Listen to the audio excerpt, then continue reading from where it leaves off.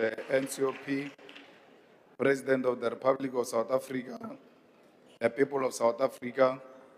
Mr. President, we warned you 8 years ago that the Oppenheimers and the Ruperts will neutralize you, and your legacy will be that you auctioned our country and its strategic asset to the highest bidder.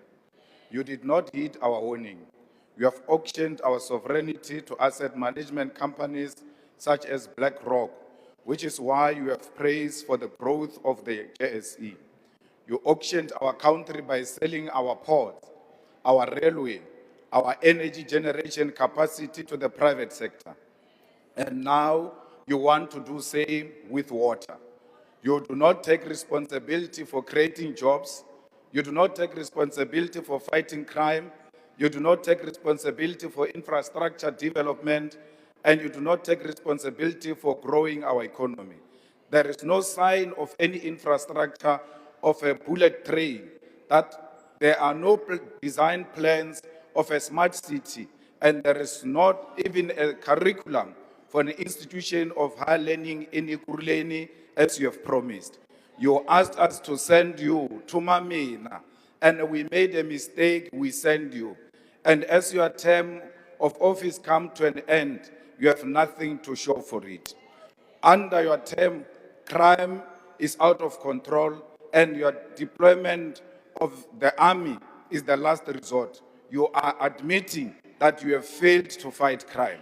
The people of Gauteng have been terrorized for too long by the so-called Zamazamas, and on the deployment of the army, we have no choice but to support you because you have destroyed law enforcement capacity. Our concern is that how do you deploy a military which have been crippled by austerity measures to fight crime? Because we know that our military is understrained and under-resourced and has been humiliated in war zones abroad. And how do you intend to ensure they can fight crime domestically? Additionally, we have warned you before that the army is combat trained and is not trained to enforce laws on civilians. The scale of crime in our country cannot be dealt with by the army alone, because crime is a national crisis and a social crisis. If you do not resolve the challenges of unemployment, the challenge of alcohol and substance abuse, and the high dropout rates of the youth from schools, then crime will be a permanent feature in our society. Crime in South Africa is organized through drug syndicate, protection fee rings, sex trafficking rings, and gangs. It has infiltrated all forms of government, and putting guns in the streets alone will not resolve this crisis. Mr. President, the rot in our criminal justice system begins with your political party, which has factionalized law enforcement and intelligence on the basis of who emerges in your conferences. The biggest syndicate is the political party you are leading, Mr. President. Mr. President, subjectively, this government has done nothing to grow this economy or to strengthen our currency. Let us take this opportunity to remind you of your own commitments. Last year on this same platform, you committed to grow the economy by 3% through infrastructure investment, structural reforms, and inclusive growth and employment. You no longer speak of this figure, and National Treasury itself predicts economic growth at 1.5% and will most likely reverse this projection down as the year progresses, because that is their tradition. You speak of the achievement of a budget surplus as a positive economic indicator, but it is more of an indication that you are implementing austerity and spending less on saving the needs of the country. Why will you be proud of a budget surplus in a country with massive unemployment, collapsing municipal infrastructure, and poverty, which is leading the death of children in the Eastern Cape? You're proud when it comes to EPWP jobs is something you should be ashamed of and not mention at this level of governance. Those are temporary jobs which are used to secure income for volunteers of your political party. It is slaves jobs with no security, because you cannot secure a car or a home with an EPWP job. Mr. President, the electricity crisis in South Africa is far from over. The mistake you are making on declaring an end to the lease country, now that the people of Sandest no longer experience electricity outage, you no longer view it as a crisis, forgetting the people of Soweto, Mdantsane, Seshego, and Ditsobotla. You have given load shedding a new name, and that new name is load reduction. On top of that, you have lost control of the pricing regime of electricity, and NERSA is pronouncing an increase in the cost of electricity every few months. Your municipalities do not have an idea of the infrastructure they are seized with governing. It does not matter how many billions of rands you give them to revive water infrastructure. The fact of the matter is your minister and your mayors do not have the town planning, do not know the town planning of where water infrastructure begins and where it ends. This is why they respond to burst pipes and leakages as they happen and run after one pipe to the other. In Ekurhuleni, we have an MMC of water of the EFF, Thembi Msani, and sanitation, who is managing a water infrastructure there and has been declared as a water champion. When your minister was running around complaining about water, our MMC of water in Ekurhuleni was given an award the same week and declared a water champion. Instead of benchmarking from the DA, which struggles to provide clean water to people of the city in this township, go and benchmark from the EFF department there in Ekurhuleni on how to fix the water crisis. Mr. President, you will not fix our municipalities if you do not revise the backward and outdated equitable share model, which allocates more funding to the national and provincial spheres of government while giving the least allocation to local government.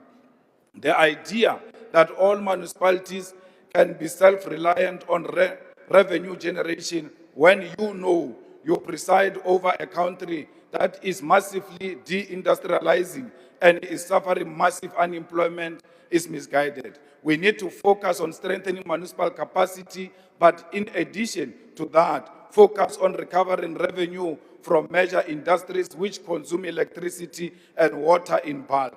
These companies must be given incentives on rate paying, which will compel these industries to invest in developing municipal infrastructure such as roads, water, electricity, clinics, and schools. Mr. President, we want to say to you, we fully support you on your posture when it comes to international relations. Your support for Palestine, the people of Western Sahara, South Sudan, and the people of Cuba. We agree with you that Africa must begin to negotiate its trade relations as a bloc and with unity, and that no nation must ever again think it has got the right to bully us and impose on us who our friends must be and who our enemies must be. We agree with you that not civilians must take the law into their own hands and harm foreign nationals. And you must tell those in your cabinet and who support you that they must not campaign using violation of the human rights and murder of foreign nationals. They claim you agree with them. You must continue to denounce them, Mr. President. Others are killing people to perform rituals as we approach local government elections.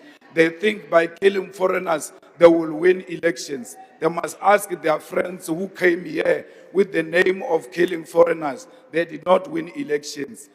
Xenophobia will never win them elections. And some of them are found in your cabinet. You must remind them as you meet them on the corridors. Just say to them, xenophobia will not make you a president. I might have made you a minister.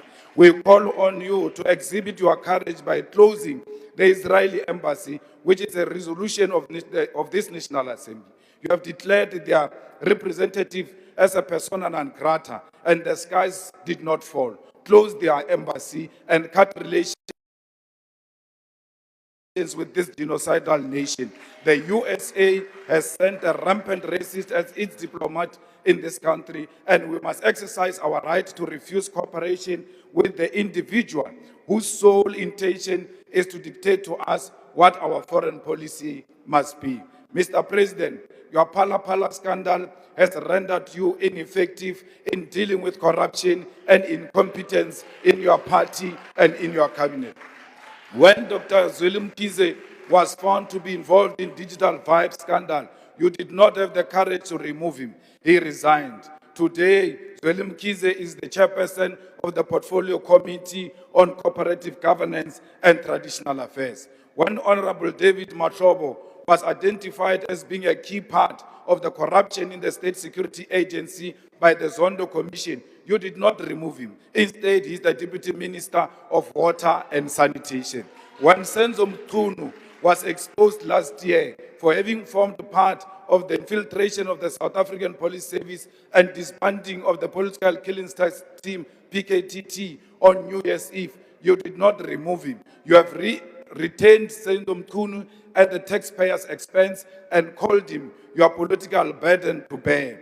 Today, the people of this country do not have water. Instead of consequence management against Honorable Penny Majudina, who does not have a clue what she's doing, you create another task team for water, which is chaired by you, because you do not have the courage to remove her. If you have the courage to remove her now, so that you demonstrate that you've got the courage. You've got the premier.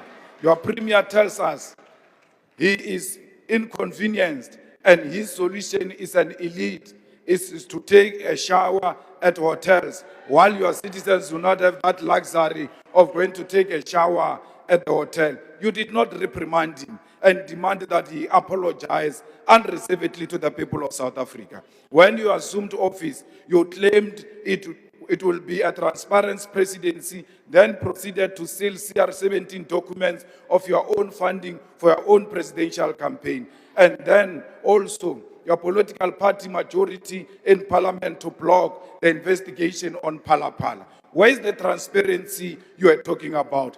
You said you are going to be an honest man who's going to be an open book, that your door will remain open. And today, your door remain closed. You even put butler doors to make sure no one accesses you and the documents that are attributed to corruption. Let me reassure you, Mr. President, as long as the EFF is still alive and in this parliament, Phala Phala will never die. Thank you very much. Thank you very much.